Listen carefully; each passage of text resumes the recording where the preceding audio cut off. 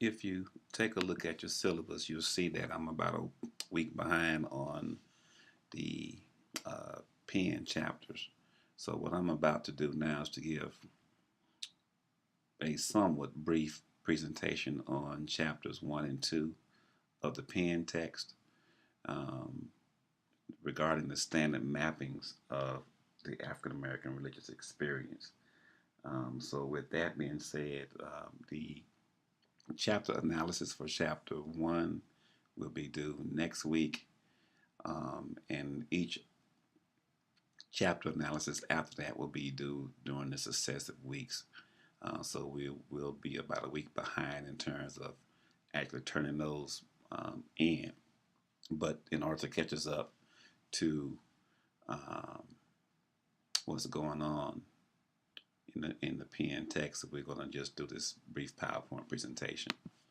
And with chapter 1, pen basically just give us a real fundamental basic understanding of the African American religious experience, and he does so by beginning to ask and talk about what is the definition of African American. How does one become African American? How does one define the black body, and so on and so forth? Um, and he does so by just going through the history of the enslavement of Africans, those being brought here first as indentured servants in 1619, not as enslaved people, but as indentured servants. An indentured servant could work out the period of their servitude, and once that was done, they were free to go. So in that sense, you had white indentured servants brought over from Europe. You had white indentured servants who were here in the colonies at the time, and once that period of servitude was over, they were free to go. But with the advent of these huge trading companies that had their origins in England, and with the Dutch, you had these trading companies like the Royal African Company that began to see the profitability in enslaving the Africans and making them work um, indefinitely until they died. There was no pay for them. So they were brought over, and this period of enslavement began, almost immediately after the first indentured servants were brought over. And during that middle passage, these enslaved Africans brought with them their particular gods and goddesses. Um, so the question becomes, how did we get to the point of it being okay to enslave the Africans? To do that, the Europeans had to come up with a certain ideology that defined the African in very negative terms, that talked about the African in a very degrading way. And the way they found to do that was to begin to call these Africans black. And to understand that, we need to understand the color aesthetic that was brought over from Europe, primarily from Greek culture, whereby white was seen as something good and pure, and black was seen as something evil, something deviant, something bad. Um, and prior to this encounter of the European with the Africans, they had never seen anybody like that, who were almost diametrically opposite of who they were. And since they saw themselves in terms of this Greek standard of beauty, they began to define these Africans as black and themselves as white. And of course, anyone would say good is better than bad, God is better than evil. So, it's superior. Being white is superior to being black. Being good is superior to being bad.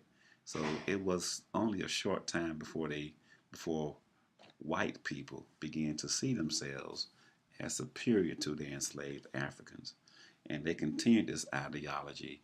Um, well, some might say that it's still continued until today. So these black bodies that were normally or formerly from Africa, they were brought here and seen as inferior. And a good method of maintaining that feeling of inferiority was to tell black folk that you are enslaved, you are suffering what you are suffering because you are the children of Ham. The story in Genesis, it talks about Ham cursing um, his son, or at least the way the ideology goes, that Ham was cursed by Noah because Ham uncovered Noah's nakedness. So Noah cursed him and all of his descendants and said that you will always be the servants of your brothers.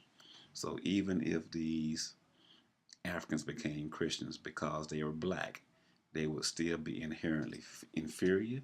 They would still be inherently bad. So therefore, they will always be subject to um, enforced servitude, enforced enslavement.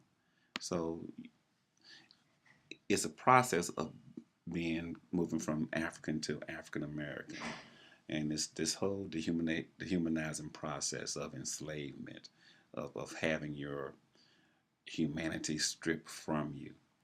What Penn calls in the latter part of chapter one, the terror and dread of enslavement, the terror and dread of African American life, the terror and dread of losing your African identity, the terror and dread of losing your black gods and goddesses, and being exposed to a totally different, a totally new worldview that saw you as less than, that saw the Christian God as superior to your black gods, that saw the Christians, these white Christians, as superior to you. This led to a rupturing of the African identity, and it began to lead to a certain kind of response, a response that began with the whole idea of what the hell is going on here? What is happening to me? It began to raise the notion of how do I respond to this terror and dread? And the opening of chapter 2, Penn talks about the basic question that these enslaved African Americans had. Why God? Why God do I have to go through this to be enslaved, to have chains put on me? Why God must my black male body be exposed as it is on the auction block? Why God must my black female body be exposed on the auction block to be poked and prodded, gawked at, stared at, to have strange hands roam all over you to see just how firm and fit you are, whether for the field or for the master? Why, God, must I be beaten because I looked at the overseer wrong? Why, God, must I be beaten because I may have burned the meat for the day? Why, God, must I be beaten? Why, God, do they not see me as a human being? This is the terror and dread that Penn is talking about. That initial encounter of the African with the Americas. This was in North America. This was in Central America. This was in South America. As a matter of fact, the Africans were brought to South and Central America first. It wasn't until much later that they were brought to the North American continent. So you say, why God? And that was the prevailing, prevalent question that needed to be addressed. And that is really a religious question. That is a question of the cosmos. Why God? And that was always the question. Why God even after slavery? these white groups began to form to terrorize me some more, to put me in dread of walking out my front door. Because if I knew if I did, and I looked at someone wrong, if I looked at a white woman wrong, if I said something wrong, why God then would they want to lynch me? This was a terror and dread that was faced by African Americans. So it was always that religious response of, why God? Why God must I go through this? Why God must my people go through this? Why God must I go through this? And the response was to raise up a voice of power, a voice that negated the terror and dread, a voice that called into question the ideology that held my blackness as inferior. And this was the whole understanding of a black theological movement, to say that God must be black. God has to be black in order for me to endure this and still make it through, to still go through and bring a powerful response to what's going on. We see this primarily in people like Martin Luther King from Christianity.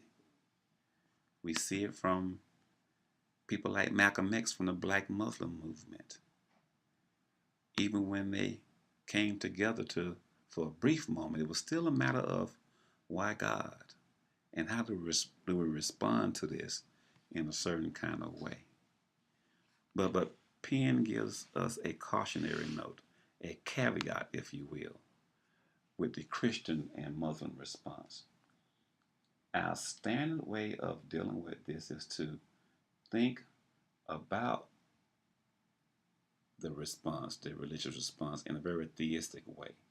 That is, it's a response of a people who believe in one God, a monotheistic kind of belief. That's what Christianity is. That's what Islam is. Through God or through Allah, we are able to make a positive response to what's going on here. So that's what Penn is cautioning us about. And when we get to chapter 3, he's going to expand this movement further, to say the Christian response and the Muslim response is not the only response. So as we move forward, we're going to delve more and we're going to dig deeper into what Penn is talking about. But for now, again, I just want to make sure that we got caught up on chapters 1 and 2 of the Penn text.